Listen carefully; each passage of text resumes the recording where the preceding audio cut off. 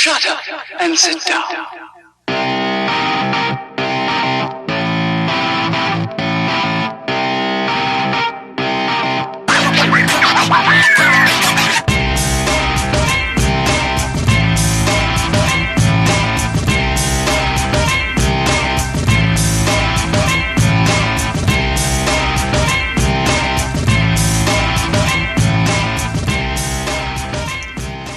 Hi, my name's Charlie Cumbley and we're going to talk about solos downwind.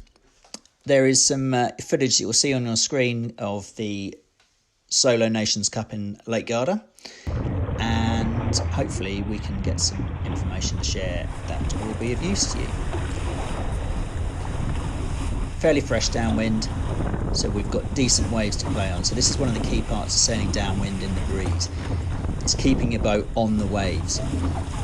Once you're on that wave, you've got to decide an exit route, because sailing in a straight line and hitting the wave in front is the slowest way of getting downwind. So you've got two options in these conditions, and that's a head up onto a broad reach or a bear way onto a sailing by the lee. So this provides flow across the sail rather than just being going dead downwind where the breeze is simply just hitting the sail and wondering which way to go, around the front or around the back. So the key part is working out waves and breeze. Obviously they're the things that are going to get you to the bottom mark as quickly as possible. The shorter the waves and the sharper the chop, the more steering you're going to need to do because there's a lot of waves to avoid. Likewise, if you're more on a sea venue where there could be sort of a longer range to the waves, then be much sort of smoother on your steering because you're not having to get around or over as many waves. So in Lake Garda it's quite choppy, but there's enough waves to make it possible to make big gains and losses. So first of all, key part, body position.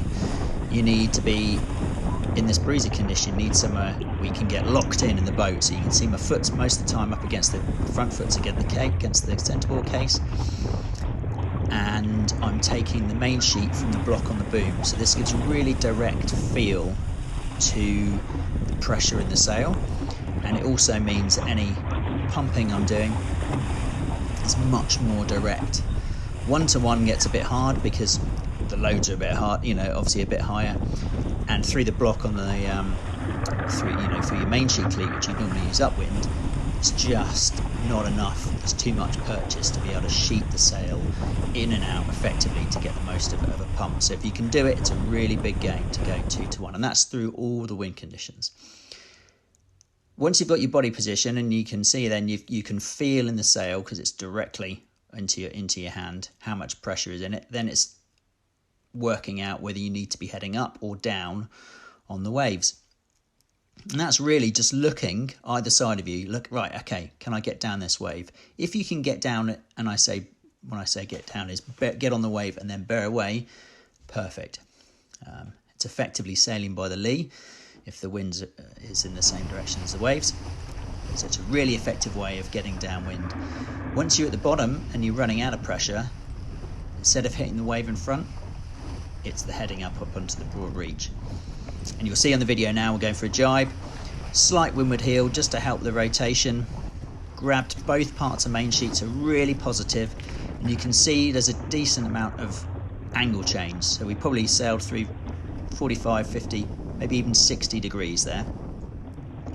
And that's just to make sure that there's a really positive movement of the jibe coming across. Tiller's pretty straight coming out, so you're not waggling all over the ocean. So it's key to keep the boat settled.